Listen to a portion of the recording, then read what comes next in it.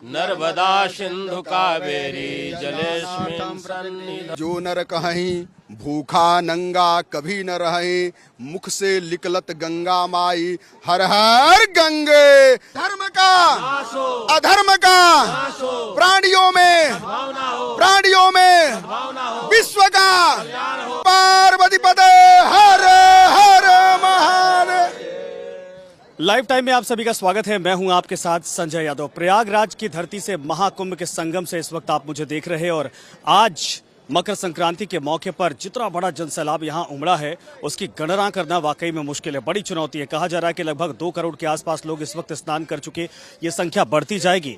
लेकिन महाकुंभ का महत्व क्या होता है, महाकुंभ क्यों कहा जाता है, मकर संक्रांति के मौके पर दान पुण्य को लेकर जो आस्था रहती है उससे क्या फल मिलने वाला होता है, क्यों दान पुण्य करना चाहिए, और इस महाकुंभ के साथ साथ मकर संक्रांति का महत्व साथ में अगर ये संगम है तो कैसे ये और फलीभूत होने वाला होता है, इन तमाम चीजों को समझेंगे। हमारे साथ धर्माचार्य इस वक्त मौजूद हैं और बारी बारी से सवाल, बारी बारी से एक एक चीज को आप तक पहुंचाने की कोशिश करेंगे।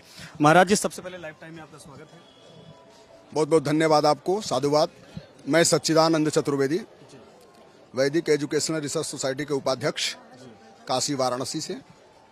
जैसा कि विगत कई वर्षों से हम लोगों ने कुंभ देखा है और हमारी शिक्षा दीक्षा बनारस से हुई है, तो बनारस और प्रयागराज में कोई खास अंतर नहीं है, 2 घंटे का अंतर होता है। तो हम लोग आकर के विगत कई वर्षों से कुंभ और अर्ध कुंभ और माघ वाला भी जो मेला है उसको हम लोग अटेंड किए हैं। लेकिन जो इस वर्ष के महाकुंभ, इस दिव्य कुंभ में बदलाव देखा गया, सनातन के प्रति लोगों का रुझान देखा गया, गंगा स्नान के प्रति लोगों का जो भावनाएं रही वो सराहनीय रही। देश के प्रति, संस्कृति के प्रति, संस्कार के प्रति हमारे युवा पीढ़ी बड़े अग्रसर और बढ़ चढ़ के आगे भाग ले रहे हैं। जैसा कि आप जानते हैं, यह मकर संक्रांति आज है। जब मकर में सूर्य का प्रवेश होता है तब मकर संक्रांति होता है। मकर संक्रांति के दिन ये पहला शाही स्नान है इस महाकुंभ में। तो इस कुंभ में जैसे साधु, वो अब अमृत स्नान हो चुका है जी। अच्छा ही है वो। देखिए, अमृत स्नान जब माना जाता है जब साधु संत अखाड़े वाले स्नान कर लेते हैं तो वो अमृत हो जाता है। और उस अमृत में जब हम साधु संत के बाद गृहस्थ लोग जो स्नान करते हैं वो अति पुण्यदायी फल देने वाला होता है। बिल्कुल सही आपने कहा। अच्छा, दान पुण्य का बहुत महत्व माना जाता है और आज हमने सोचा था कि चूंकि आप हमारे साथ हैं तो इस महत्व को समझाएं, पूरे देश के लोगों को बताएं कि दान पुण्य क्यों करना चाहिए और संगम में आकर माँ गंगा के जल से स्नान करना चाहिए, डुबकी लगानी चाहिए, आचमन करना चाहिए, दीप दान करना चाहिए। ये तमाम जो महत्व हैं, जो बारीकियां हैं, ये हम जानना चाहेंगे। देखिए, दान बहुत बड़ा चीज है और आपके दान से, दान दिए गए, ऐसा कहा जाता है शास्त्र के अनुसार कि कम से कम अपने कमाई का 10% दान देना चाहिए।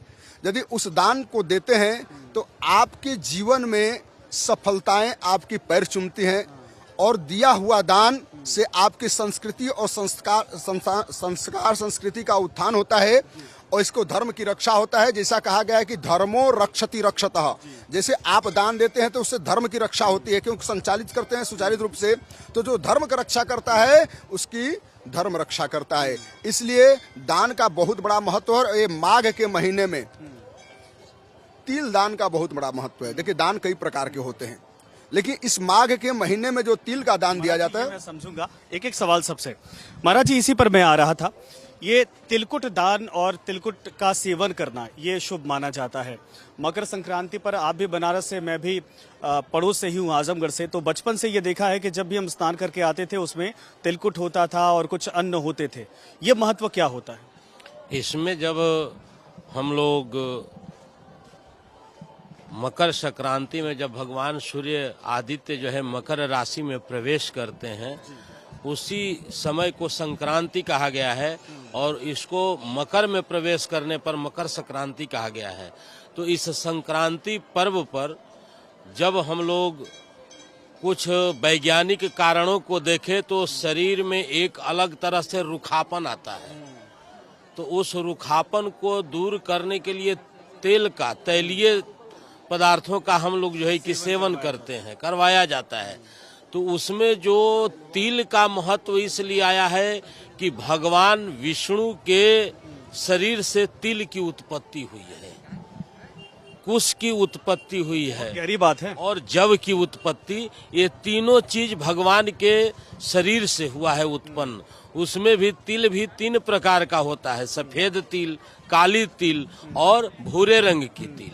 तो इसमें सफेद तिल जो है वह सात्विक सतोगुण का जो है कि नेतृत्व करता है, और यह सतोगुणी तिल का जब हम सेवन करते हैं तो यह टेलीकास्ट, जैसे आप लोग अभी इसको कर रहे हैं, तो ये अभी कर रहे हैं किसी माध्यम से जाकर के सैटेलाइट के द्वारा जाकर के दुनिया को दिखा रहा है। तो वो जो तिल का हम जो सेवन करते हैं तो उससे एक अत्यंत दिव्य ऊर्जा इस शरीर को प्राप्त होता है, जिससे इस शरीर की मलिनता दूर होती है और शरीर में एक अलग प्रकार की आभा और तेज का प्रादुर्भाव होता है। इसलिए हम लोग तिल का सेवन करते हैं, सेवन।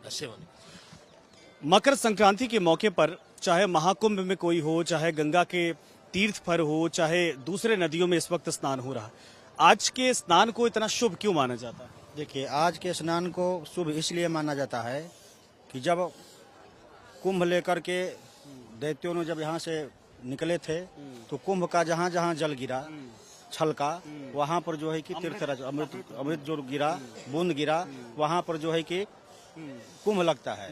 तो यह जो कुंभ है ज्ञान, भक्ति और वैराग्य का कुंभ है, और इस कुंभ पर हम लोग जो है कि आ करके जो है कि स्नान वगैरह करते हैं। कहते हैं कि यस्य स्मरण मात्रेण जन्म संसार बंधनात् विमुच्यते नमस्तस्मै विष्णवे प्रभ विष्णवे। जहाँ से हम लोग रह करके और स्मरण करते हैं, तो स्मरण करने मात्र से ही कहते हैं कि गंगा तो दर्शनात् मुक्ति, गंगा का दर्शन करने मात्र से ही मुक्ति हो जाती है। तो उसमें नहाने से क्या हुआ? नहाने से उसमें जो कि मोक्ष की प्राप्ति होती है। इसीलिए कहा गया है कि स्नान हम लोग करते हैं, स्नान से जो है कि जल जो निर्भय काया जो निकलती है, उस काया जो कि पवित्र हो जाती है और वह जो कि भगवान को तेज को प्राप्त करती है। महाराज जी, आप वर्णन कर रहे थे कि ये कुंभ सिर्फ एक घड़े का जिक्र नहीं है, महाकुंभ क्या होता है जरा ये समझाइए। पूरे आज मैं सुबह से लगातार कवर कर रहा तो देख रहा कि हिंदुस्तान का कोई हिस्सा नहीं बचा जहां से लोग आए नहीं है, यानी सबका समागम यहाँ पर हो रहा है। ये दिव्य दर्शन होते हैं कि धर्मात्मा महात्मा सभी लोग जमीन पर इस वक्त एक साथ दिखाई देते हैं। तो जरा महाकुंभ का ये जो शाब्दिक अर्थ है इसको समझाइए। देखिए, कुंभ का शाब्दिक अर्थ होता है घड़ा, लेकिन ये महाकुंभ है, कई घड़ाओं के बराबर ये बड़ा घड़ा है, और इसमें जात पात से ऊपर उठकर यहाँ जो भी आए हैं ना, वो दर्शनार्थी और भक्त हैं। इनका कोई जात पात नहीं है, कोई जात पात नहीं है। यहाँ इन जात पात से ऊपर उठ करके ये सभी लोग भक्त हैं, और ये भक्त एक कुंभ के स्नान में आए हैं। इतना बड़ा घड़ा है कि भारत के सारे लोग इस कुंभ में आकर के स्नान करें तो भी यह छोटा पड़ता है। जैसा कि आप जानते हैं कि कुंभ जो है 12 वर्षों पे लगता है और अर्ध कुंभ 6 वर्षों पे लगता है। तो जो ये महाकुंभ है 12 वर्षों पे लगा है, लेकिन ये जो 2025 वाला जहां हम आज खड़े हैं प्रयागराज तीर्थ में, ये 2025 वाला जो कुंभ है 144 वर्षों के बाद यह योग बना है, जो हम कुंभ के माध्यम से जानते हैं, लेकिन महाकुंभ और भव्य कुंभ हुआ है इसलिए कि यह योग 144 वर्ष बाद बना है। जी अच्छा, कुछ माँ गंगा के कहा जाए कि उनको लेकर आरती या कोई एक तरह से मंत्रोच्चार? देखिए, माँ गंगा की आरती या भजन या श्लोक के माध्यम से भगवती के चरणों और शरणों में हृदय में धारण करने का यह भाव है।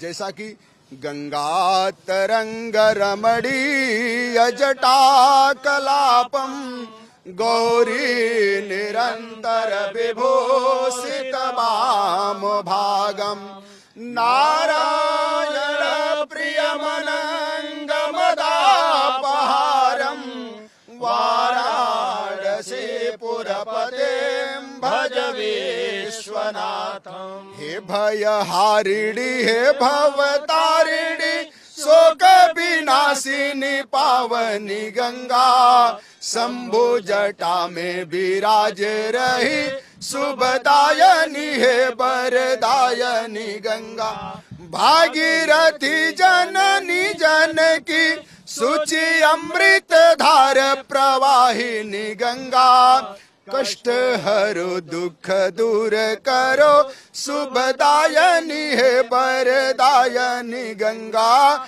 कष्ट हरो दुख दूर करो, शुभदायनी हे वरदायनी गंगा। जब सगर महाराजा सगर जो थे उनके 60,000 पुत्र थे और इसी माघ के महीने में मकर संक्रांति के समय में अश्वमेध यज्ञ के निमित्त अपने पिताजी के द्वारा छोड़े हुए घोड़े को, अश्वमेध रूपी घोड़े को ढूंढते ढूंढते जब ये लोग गंगा सागर में पहुंचे थे, ऐसा नहीं कि गंगा जी बाद की आई हैं, ये तो भगवान विष्णु के श्री हरि के चरणों में सदैव विराजमान रहा करती थी। लेकिन जब सगर के 60,000 पुत्र गंगा सागर में जाकर के और कपिल मुनि जी के साथ इसी महीने में जब वो बैर भाव किए तो निर्दोष कपिल मुनि केवल नेत्र से देखे और सगर के 60,000 पुत्र जो है कि जल करके खाक हो गए। तो उनको मुक्ति प्रदान करने के लिए, उनको मोक्ष प्रदान करने के लिए, उनका तरण तारण करने के लिए, उस सगर ऋषि के श्राप से विमुक्त करने के लिए उनके कई वंशज महाराज अंशुमान, भगीरथ इत्यादि मिल करके और भगवान की स्तुति किए, तपस्या किए, प्रार्थना किए और तब भगवान श्री हरि के चरणों से गंगा उनको तारण करने के लिए आई और उनके मध्य में हम सभी जीवन जीने वाले जितने प्राणी हैं, उनके अगल बगल में जो निवास करने वाले हैं, वो उनके निमित्त आई हैं और उसके बीच में हम सभी का कल्याण होते गया और हम लोग उस कल्याण का आज भी लाभ उठा रहे हैं। यह जो कुंभ पर्व मनाया जा रहा है तो यह कुंभ का मतलब सनातन, सनातन संस्कृति, सनातन बहुत विस्तार है और इस सनातन के अंदर कुछ स्वार्थी लोगों ने मध्य में बीच में राजनीतिक करके और उसमें जो है कि हम सबको जाति धर्म संप्रदाय में बांट दिए थे कि अब जरा एक चीज और बताइए, ये कहा जा रहा महाराज जी कि गंगा या ये त्रिवेणी संगम में स्नान करने के बाद, चूंकि अब तो नाम भी कर दिया गया अमृत स्नान, जो अमृत की बूंदें गिरी थी उसका असर, उसका प्रभाव होता है और इसीलिए यहाँ स्नान करना अपने आप में पतित पावनी माँ का स्पर्श करने जैसा होता है। देखिए, जब समुद्र मंथन हुआ था तो समुद्र मंथन में जो अमृत कलश निकला हुआ था, देव और दानव आपस में ये लोग लड़ने लगे कि मुझे पीना है, मुझे पीना है। तो आप जैसा कि प्रयागराज, नासिक, हरिद्वार और उज्जैन, ये 4 जगह महाकुंभ लगता है और महाकुंभ जो है 12 वर्षों पे ही लगता है, अर्धकुंभ 6 वर्षों पे लगता है। तो यह प्रयागराज में इतनी बड़ी संख्या में भीड़ क्यों, कैसे ये महाकुंभ हुआ, 12 वर्ष में क्यों कुंभ लगता है? तो ये जो आपस में झीना छोटी होने लगी तो उस कलश से बूंद टपका और 4 जगह जाके गिरा है, इसलिए यहाँ महाकुंभ लगता है। और इस अमृत कुंभ में जो भी आकर के स्नान करता है, जिसे शास्त्र के अनुसार सारे देवी देवता, वेद पुराण आदि इत्यादि सब प्रयागराज में आ जाते हैं महाकुंभ में। और जब वो स्नान करते हैं उनसे जो जल मिलता है, जो जल बचता है, हम लोग जब जाकर के उसमें स्नान करते हैं तो वही हमारी सफलता का कारण बनता है। और इतने धर्मात्माओं के यहाँ स्नान करने के बाद जाहिर सी बात है कि ये पवित्रता और ज्यादा बढ़ जाती है। अच्छा, मैं बहुत सारे लोगों से पूछ रहा था कि आज वो विहंगम दृश्य दिखाई दिया है जो बहुत अलौकिक है, कभी कभार देखा जाता है कि इतने धर्मात्मा एक साथ आ जाएं। जब ऐसा कोई मौका बनता है तो उसको लोग कह रहे कि ये तो अपने आप में जैसा लग रहा स्वर्ग लोक की प्राप्ति हो गई है। सर, इसको मैं आपको यह जानकारी देना चाह रहा हूं कि जो आज आपने भीड़ देखी है, लगभग 2 करोड़ के ऊपर जा रही है, लेकिन मौनी अमावस्या के दिन यह भीड़ 6 करोड़ प्लस होगा। जो आज भीड़ देख रहे हैं तो मैं मानता हूं ये पहला शाही स्नान है, लेकिन ये ट्रायल है। लेकिन जो मौनी अमावस्या के दिन, मैं आप लोगों से विशेष निवेदन करता हूं, आप चैनल वालों से, उस दिन कवरेज के लिए आप 24 घंटा रेडी रहिएगा, क्योंकि 4 जो महास्नान है, 5 महास्नान में से मौनी अमावस्या, देखिए 4 अंगुलियां हैं तो इसमें से एक बड़ा है, लेकिन सब शाही स्नान में आते हैं। लेकिन जो मौनी अमावस्या का स्नान होगा वो भव्य, दिव्य और महाकुंभ से भी ऊपर होगा। तो इसलिए आज देख रहे हैं संख्या, उस दिन ठीक इसके 4 गुना 5 गुना संख्या पहुंचेगी। अब लगे हाथ ये भी जान लेते कि मौनी अमावस्या को स्नान करना कितना शुभ है और क्यों। मौनी अमावस्या जो है वह मौन होकर के जो हमारे ऋषि महर्षि संत महात्मा जो एकाग्रता को प्राप्त करके ध्यान और चिंतन करके जब मौन हो जाते हैं और एक पक्ष से पूरे जो है कि प्रतिपदा से लेकर के और अमावस्या तक पूरे महीने दिन का जो मौन हो करके वो साधन करते हैं और उस दिन अपने उस व्रत का जो है कि साधना के द्वारा आशीर्वाद रूप में आकर के जब गंगा में स्नान करते हैं और उस जल का जब मानव जीवन पर सिंचन होता है तो उसका अलौकिक फल मिलता है जो अमृत के समान फलदायी होता है। और यहाँ गंगा जमुना सरस्वती तीनों का जो संगम बताया गया है तो गंगा ज्ञान हुई, यमुना भक्ति हुई और सरस्वती वैराग्य हुई। और जब यह तीनों व्यक्ति के जीवन में एक साथ मिलता है तो वह महा अमृत का फल देने अमृत रूपी हो जाता है, उसका फल प्राप्त। ठीक है, बिल्कुल। महाराज जी, अब इस बातचीत को चूंकि हम समझना चाह रहे थे मकर संक्रांति के मौके पर, लेकिन मैं चाहूंगा कि मंत्रोच्चार के साथ हम इस बातचीत का समापन करें ताकि माँ गंगा के इस वक्त गोद में है और माँ गंगा के आशीर्वाद से। ओम गंगे च यमुने चैव गोदावरी सरस्वती नर्मदा सिंधु कावेरी जलेस्मिन् सन्निधं कुरु। ओम गंगा गंगा जो नर कहीं, भूखा नंगा कभी न रहे, मुख से निकलत गंगा माई, हर हर गंगे, हर हर गंगे। धर्म की धर्म की जय हो, धर्म का अधर्म का प्राणियों में